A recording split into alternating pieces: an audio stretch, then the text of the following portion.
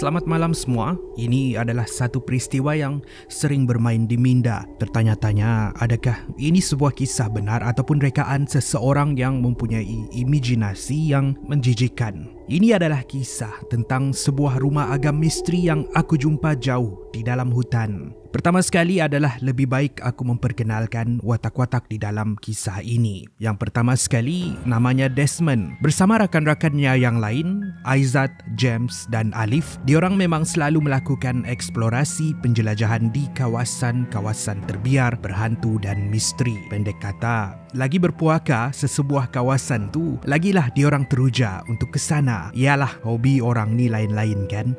Ada yang suka berbasikal, ada yang suka menyelam, ada yang suka mendaki. Untuk mereka ni pula suka untuk pergi ke kawasan-kawasan yang terbiar. Ada satu ketika, diorang mendapat pesanan daripada James di grup WhatsApp.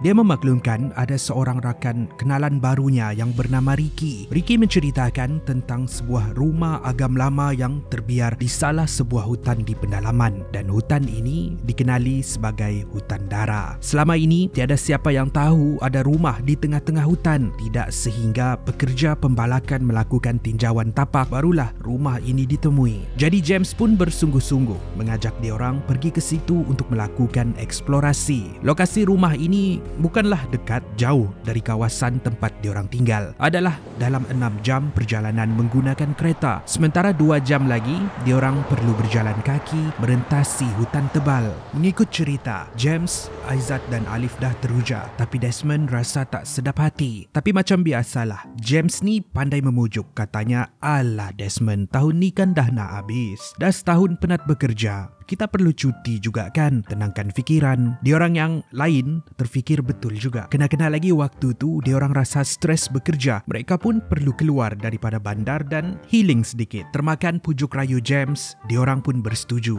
Menurut James, Ricky akan mengikut diorang masuk ke dalam hutan. Jadi diorang pun merancang untuk bertolak pada hari Sabtu, menjelajah pada hari Ahad dan pulang keesokan paginya. Penjelajahan kali ini agak berbeza sedikit. Diorang perlu tinggal semalam di dalam hutan.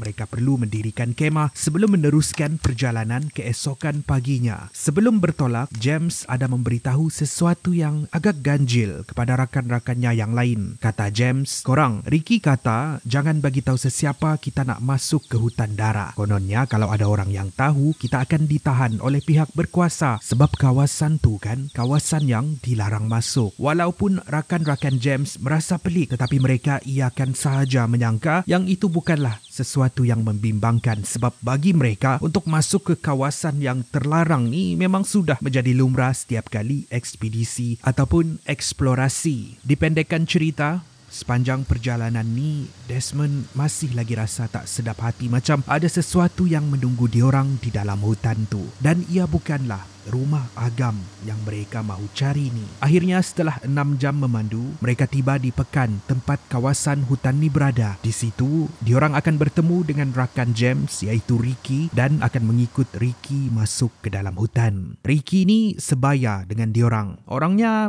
tak juga tinggi tapi tak juga pendek, agak sederhana, berambut pendek kemas. Kalau ikut pakaian yang dipakai, Ricky ni biasa untuk menjelajah dan melakukan eksplorasi. Dia juga seorang yang peramah dan senang didekati. Tapi sebenarnya diorang tak kenal sangat Ricky ni. Setelah bertemu dengan Ricky, sebelum meneruskan perjalanan, diorang singgah ke pekan untuk membeli makanan dan beberapa kelengkapan. Desmond dan Ricky bersama-sama masuk ke sebuah kedai runcit. Mereka pun berbual dengan penjaga kedai yang bernama Alang. Alang tanya diorang, korang ni nak ke mana? Desmond pun ceritakan niat mereka untuk mencari rumah agam di dalam hutan. Sejurus selepas Desmond kata macam tu, raut wajah Alang berubah. Katanya, bro, ramai yang datang ke dalam hutan tu untuk cari rumah, tapi tak jumpa. Setahu saya lah kan, tak ada rumah di dalam hutan tu. Waktu ni, debaran yang Desmond ada tadi kembali. Dia tanya, tak ada rumah dalam hutan tu? Habis tu yang ramai-ramai datang buat apa? Sambil Alang menggelengkan kepala, dia kata, tak tahu bro. Tapi setahu saya, di dalam hutan tu memang tak ada rumah. Dan orang-orang yang masuk ke dalam hutan selalunya tidak pernah ditemui. Penduduk tempatan di sini tak tahu apa yang jadi terjadi dengan diorang. Dan sejujurnya, kalau benda tu tak melibatkan kami, tiada siapa yang akan peduli. Desmond hanya terdiam mendengar penjelasan si Alang. Ada satu benda yang membuatkan Desmond merasa ganjil bila dia perasan Ricky dan Alang tersengih-sengih bila berpandangan sesama sendiri ibarat orang yang kurang siuman. Tapi Desmond tak peduli sangat. Sebelum Desmond dan Ricky berlalu pergi, Alang kata, "Okay bro, korang have fun ya." Dengan mata dia yang terbuka luas dan terukir senyuman jahat di wajahnya. Sekitar pukul 3.30 petang, diorang pun tiba di kawasan hutan tu dan melangkah masuk. Sekali pandang, ini adalah kawasan hutan yang jarang dimasuki oleh sesiapa. Yang lain hanya mengikut jejak langkah Ricky. 1 jam menjadi 2 jam, 2 jam menjadi 3 jam. Sehinggalah pukul 6.30 petang, diorang masih belum lagi menemui rumah agam yang diceritakan oleh Ricky ni. Disebabkan belum menemui rumah agam tu, diorang memutuskan untuk mendirikan kemah dan bermalam di situ. Diorang mendirikan 2 kemah. Desmond dan Aizat tidur di sebuah kemah, sementara Ricky, James dan Alif tidur di kemah sebelah. Mereka kemudian menghidupkan unggun api dan duduk mengelilingi unggun api sambil memakan bekalan yang dibawa tadi. Rancak bercerita tentang itu dan ini, tiba-tiba Ricky membuka mulut menceritakan sesuatu yang buat diorang terkejut. Katanya, "Sebenarnya ini bukan pertama kali aku ke sini. Beberapa tahun yang lalu, aku dan beberapa orang rakan pernah masuk dan memang kami jumpa rumah agam tu." Semua terkejut bila mendengar Ricky kata macam ni. Desmond kemudian bertanya, Ricky, kenapa sekarang baru kau nak bagi tahu?" Kata Ricky, "Maaf, dari tadi terlupa nak bagi tahu. Sekarang baru aku ada masa." James kata, "Jadi rumah agam tu memang wujud lah kan?" Ricky hanya mengangguk. Kata Ricky lagi, "Tapi ada sesuatu yang korang perlu tahu. Kumpulan aku dulu, mereka hilang di dalam rumah agam tu. Cuma aku je yang dapat keluar dari situ." Dengar je Ricky kata macam ni, semua orang berhenti makan. Pandangan semua mereka berpaling melihat Ricky. James kemudian berkata, Ricky, jangan bergurau kasar macam ni. Ini dalam hutan ni." Masa ni wajah Ricky serius. Sebelum dia berkata, "Aku tak bergurau, James. Biarlah aku berterus terang dengan korang supaya tiada yang terkejut bila kita masuk ke dalam rumah tu nanti. Aku mengajak korang ke sini pun ada tujuannya. Selain daripada korang sendiri yang mahu, aku juga berniat untuk mencari rakan-rakan yang hilang dulu." Mereka semua kaku, masih lagi terkejut. Masing-masing menelan air liur. Makanan yang diorang makan tu pun terasa tawar. Ricky kemudian memecah kesepian, katanya, "Aku faham. Kalau korang tak nak teruskan, esok pagi kita keluar dari sini." James kemudian menyampuk, katanya, "Aku tak nak paksa korang, tapi bagi aku, kita ni dah separuh jalan. Entah-entah rumah agam tu di sebelah je. Kalau jadi apa-apa, kita berambus je, tak ada masalah. Tapi buat masa ni, apa kata kita teruskan je." Sambil dia tersenyum-senyum, cuba meyakinkan yang lain untuk meneruskan perjalanan ni. Ricky hanya mengangguk. Aizat pun turut bersetuju. Cuma Desmond dan Alif sahaja yang teragak-agak. Setelah beberapa minit berfikir, walaupun berat hati untuk Desmond dan Alif menuruti sahaja kehendak James. "Okey, macam itulah anak jantan," kata James ketawa sambil jari dia menunjukkan simbol good. Tidak beberapa lama selepas itu, sekitar pukul 10 malam, diorang masuk tidur sehinggalah keesokan harinya.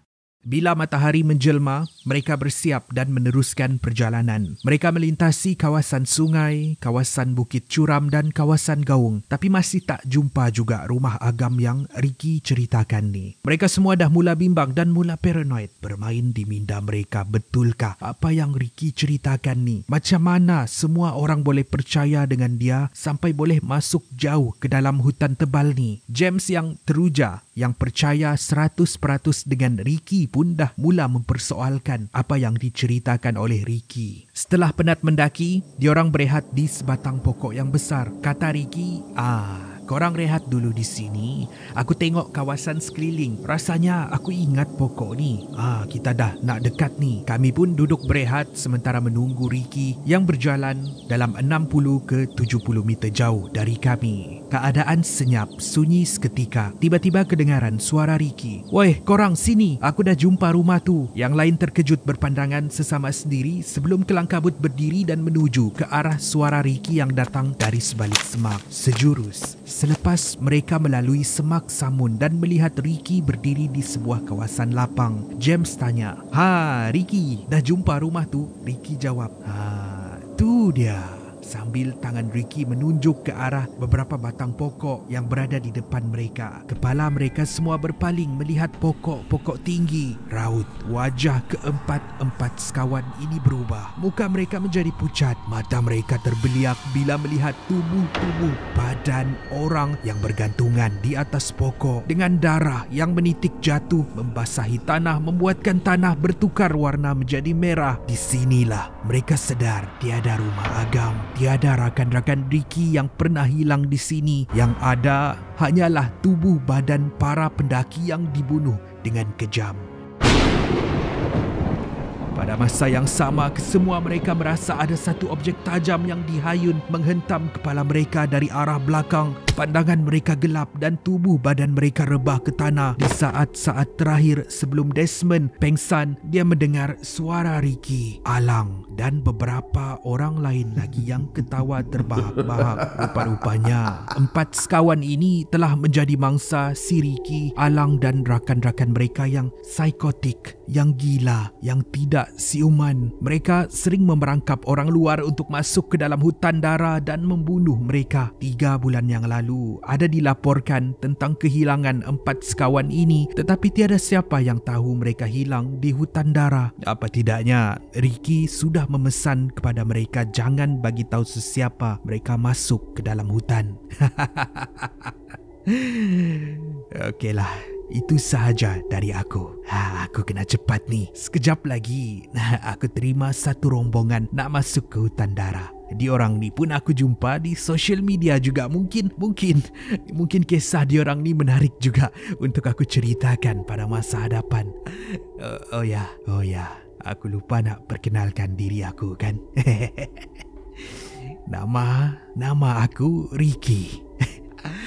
Terima kasih kerana mendengar.